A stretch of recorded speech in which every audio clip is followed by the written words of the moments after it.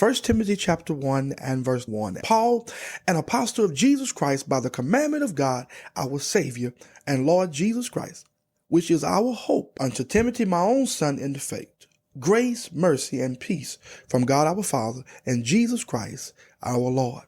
Now, Paul was made an apostle by God. He was not one of the original 12, but was made an apostle by Jesus Christ. He then addresses his spiritual son in the faith, Timothy, and then he sends his greetings. All right, look at verse 3. As I besought thee to abide still at Ephesus, when I went into Macedonia, that thou mightest charge some that they teach no other doctrine, neither give heed to fables and endless genealogies, which minister questions rather than godly edifying, which is in faith. So do. Now, the end of the commandment is charity out of a pure heart and of a good conscience and of faith unfinged, from which some, having swerved, have turned aside with vain jangling, desiring to be teachers of the law, understanding neither what they say nor whereof they affirm. Now, Paul had left Timothy at Ephesus with the charge of charging some to keep the faith, to stick with the apostles' doctrine. He further gives Timothy instruction for him not to listen to anyone speaking anything other than the apostles' doctrine.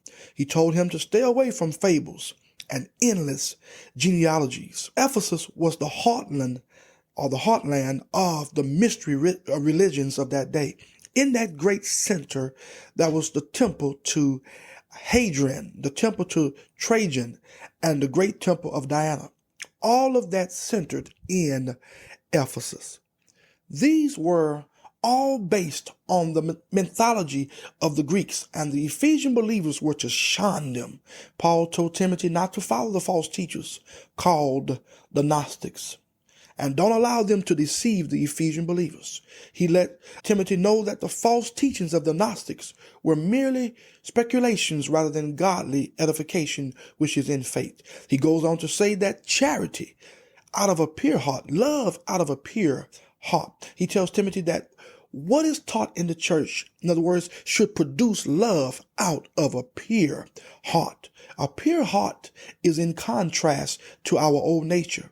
It means a person who has been made righteous in Christ and can now manifest the fruit of the Spirit, which includes love.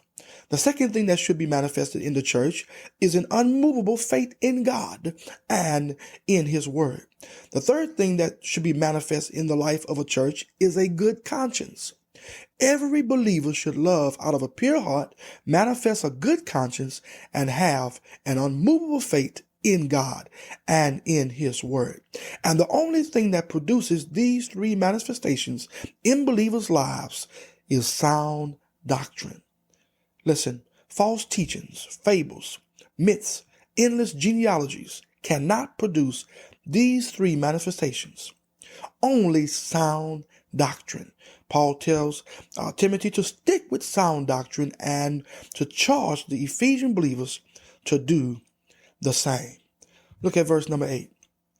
But we know that the law is good if a man use it lawfully, knowing this, that the law is not made for a righteous man, but for the lawless and disobedient, for the ungodly and for sinners, for unholy and profane, for murderers of fathers and murderers of mothers, for manslayers, for whoremongers, for them that defile themselves with mankind, for men stealers, for liars, for perjured persons, and if there be any other thing that is contrary to sound doctrine, according to the glorious gospel of the blessed God, which was committed to my trust.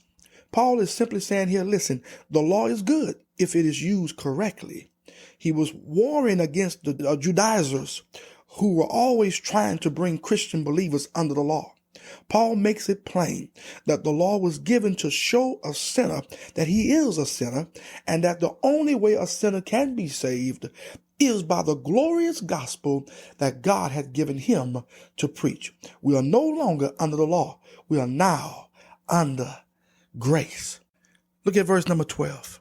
And I thank Christ Jesus our Lord, who had enabled me, for that he counted me faithful, putting me into the ministry, who was before a blasphemer and a persecutor and injurious, but I obtained mercy because I did it ignorantly in unbelief. And the grace of our Lord was exceeding abundant with faith and love which is in Christ Jesus. This is a faithful saying and worthy of all acceptation, that Christ Jesus came into the world to save sinners, of whom I am chief. Howbeit, for this cause I obtained mercy, that in me first Jesus Christ might show forth all long suffering, for a pattern to them which should hereafter believe on him to life everlasting. Now unto the King, eternal, immortal, invisible, the only wise God, be honor and glory forever and ever. Amen. Now we see here that God does not choose like man chooses. If it was up to man, Paul would not deserve to be a minister of the gospel after all the things he had done to the church. But because of God's grace, Paul was made a minister of the gospel. Paul says not only was he a preacher of the gospel, but was also a pattern or an example of it. In other words, if God could save a chief of sinners like him, he can save, he can change, he can transform anybody's life. Paul was eternally grateful to God for saving him and placing him into the ministry, and he shows his gratitude by giving him praise and glory. Look at verse 18. This charge I commit unto thee, son Timothy, according to the prophecies which went before on thee, that thou by them mightest war a good warfare, holding faith and a good conscience, which some having put away concerning faith have made shipwreck, of whom Hymenaeus and Alexander, whom I have delivered unto Satan, that they may learn not to blaspheme. Now, Paul again tells Timothy to stand firm in the faith and to keep a good conscience. Listen, a good conscience is obtained by walking in sound doctrine. And he lets him know that judgment comes to those who chooses to be apostates, such as Hymenaeus and Alexander.